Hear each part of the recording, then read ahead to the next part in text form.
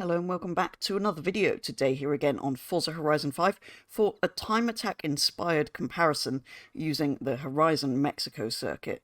So the cars I'm going to be running around here today are loosely based on the sort of top anything goes category of time attack, at least how it is here in the UK. Just going to be running two-wheel drive cars today, but if you guys do enjoy this video, do let me know, because I'd potentially like to do a part 2 with some all-wheel drive cars, or to run the cars that I'm running today around a different circuit maybe, to see how they compare in a different situation. I've tried to pick cars here with the craziest aero options available to replicate the real-life cars. Some of them are absolutely insane, which basically means they'll be using any wide-body kit that isn't the recently added recycled Rocket Bunny kits. All of the cars are going to be built to S1 900, and every car is going to be equipped with full-width slick tyres, increased track width, race suspension, race brakes, race anti-roll bars, full weight reduction, race clutch, race gearbox, race driveline, race diff, a roll cage, and the rest of the PI will be made up from engine upgrades. I'll be keeping the standard base engine in all of the cars. I will be putting share codes up on screen for each car's tune and livery that I've made for today's event. I don't necessarily recommend using the tunes for competitive racing or anything. They're just a bit of fun for today's challenge, and I'm only really sharing them in case you want to kind of get an idea of how the cars drive that I'm driving in today's video. Anyway, shall we begin? So, before taking any of the time attack cars around, I took this stock McLaren 720S round to set a benchmark time because it's at 899 PI stock, making it the closest sort of supercar kind of vehicle to the top of S1 from standard. It felt powerful on the straights and had amazing turn-in on every corner entry, but did like to kick the back out a bit, although being a McLaren it was very controllable and very well balanced, so didn't really affect the lap time too much, but generally in Forza upgraded cars are faster, so I'm hoping everything will beat the benchmark time set in the McLaren, the best lap being a 59.645, so that's the benchmark time we're going to be trying to beat in all of the time attack cars.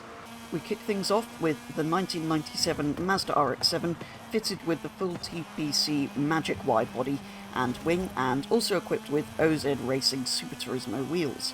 This first car ended up with a fully maxed standard engine, giving it only 590 horsepower and 574 newton-meters of torque, although it does weigh 1,115 kilos, so it's not exactly heavy, although it's not the lightest car here either. The max tyre widths on this car are 305s at the front and 325s at the rear, which sounds like a lot, but compared to some of the other cars, it isn't. So obviously at the time, this was the only car I'd driven from this selection, and my first impressions of it were that it felt good. It did sometimes understeer a little, and would kick the back out if you pushed it a bit too much. For a few laps I was slightly concerned I wasn't getting faster and I wasn't going to break the 1 minute mark, until on lap 5 I set my best time of a 59.312.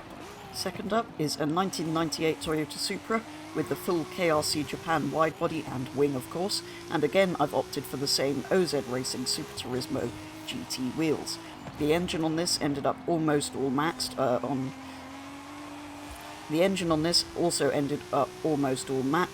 apart from 2 or 3 parts that had to be slightly less than that to balance the PI. And full width tyres on this are 295s on the front and 345s on the rear. It is the most powerful car here today, with 832 horsepower and 1,241 newton-meters of torque, and somehow that doesn't cost it loads in weight. It's not that much heavier than some of the other cars, lighter than a couple of them at 1,241 kilos. The extra power was quite noticeable, as you might expect, and being a festival I thought that would mean it would be very good. Unfortunately, most of my laps included a mistake of sorts, and so I thought I wasn't actually going to get a good representative time out of this during my 5 laps. During my 5 flying laps. So lap 6 of the event is obviously my 5th flying lap, and on that lap I finally set a 59.312, which was incredibly close to the Mazda, but sadly for the Toyota, still slightly slower, meaning the Mazda is still at the top of the board with the time to beat. Next up we have something completely different, a bit of an oddball actually, the Noble M400, which has no sort of mad aero options, but does have a pretty large wing on the back from stock anyway. I did want to include this one though, as track cars like this have been known to compete in these kind of things in the past, and it's sort of interesting to have something kind of pre-built track car against stuff built specifically for time attack. Rather unsurprisingly with this, there were barely any upgrades I could squeeze in. It was by far the highest starting PI, apart from the benchmark McLaren, of course. Meaning we only have 446 horsepower in this car, and only 556 newton-meters of torque. It is, however, by far the lightest car here, the only one under 1,000 kilos at 976. The tyres on this Noble are 275s on the front and 315s on the rear. Without too much power though, this was by far the nicest car to drive. Being small and light meant it could carry so much more speed through the turns, and turned into the turns incredibly sharply at a great front end on this car, which again is probably down to its lightness and, well, smallness.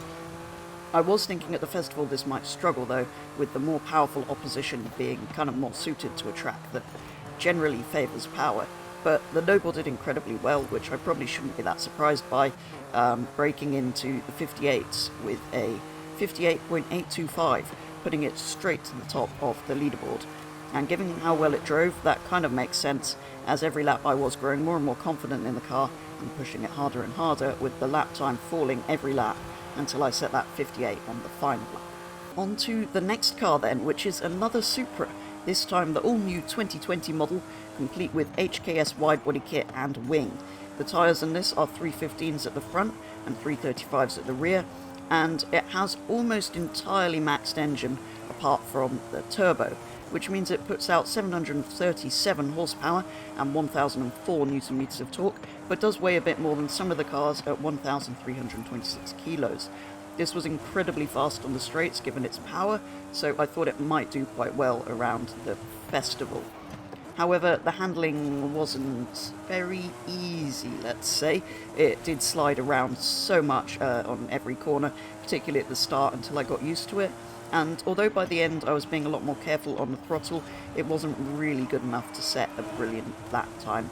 It was still sub-minute, which I was pleased with, but at a 59.663, it's the only car so far to be slower than that McLaren we used as a benchmark. And finally, last but most definitely not least, we finish up with the BMW M3. We couldn't leave this out with its insane AIM-9 GT widebody kit with its stupid double wings because of downforces. On this car I also had to add a turbo on top of the usual parts to get the PI high enough. The engine itself is maxed out apart from the cams and turbo once I had fitted that extra turbo. And again, this is fitted with the same OZ Racing Super Turismo GT wheels, which are on most of the cars. The tyres on this final car are 275s at the front and 325s at the rear, but sadly the M3 did even worse than the Supra in the end. I was actually genuinely concerned that this wouldn't break the minute mark for most of the laps until I did right at the end. In the end, it set a time of 59.939, so it only just broke into the 59s and is quite a bit slower than everything else. So not a great way to finish, really, which is a shame because I particularly like this M3 with its ridiculous double wings of many downforces. Anyway, that means I now have some final standings, with the Noble taking the win quite convincingly with its fantastic handling, setting the only time into the 58s at 58.825. The RX-7 in second and Supra in third were incredibly close to each other in lap time, both at a 59.3. Interestingly, they're both of the 90s JDM cars that we're running today, with the newer stuff being slower.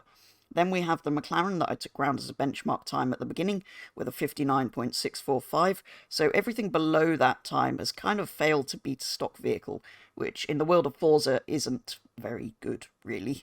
The Supra was also at 59.6, so it was at least close to the McLaren, but the oversteer made it too difficult, for me at least, to get a good lap out of. I'm sure in more capable hands it would actually go faster than the McLaren. And then we have the M3. Which was absolutely terrible at a 59.939, although that suffered from understeer rather than oversteer like the Supra did. So it's very interesting how different cars with supposedly quite similar upgrades vary so much in speed, but also how they feel to drive in this game. I am pleased, however, that all of the times was sub 1 minute. I know that's not a lot, but when I used to lap newly added cars around here upgraded to S1, there were quite a few of them that didn't manage that. So either I've improved at upgrading cars or driving cars, or a little bit of both since then, which, well, I'm just pleased that nothing was over a minute, because that would look very, very bad. Anyway, the Noble is going to be crowned the winner for today, and as I said at the beginning, do let me know if you enjoyed this, because I would love to run an all-wheel drive style time attack as well, again around the festival, or maybe take the rear-wheel drive cars somewhere else to maybe a more handling-based circuit to see how they compare somewhere completely different to the festival. For now though, that is going to be all, so thank you very much for watching, and I will be back with the next video very soon.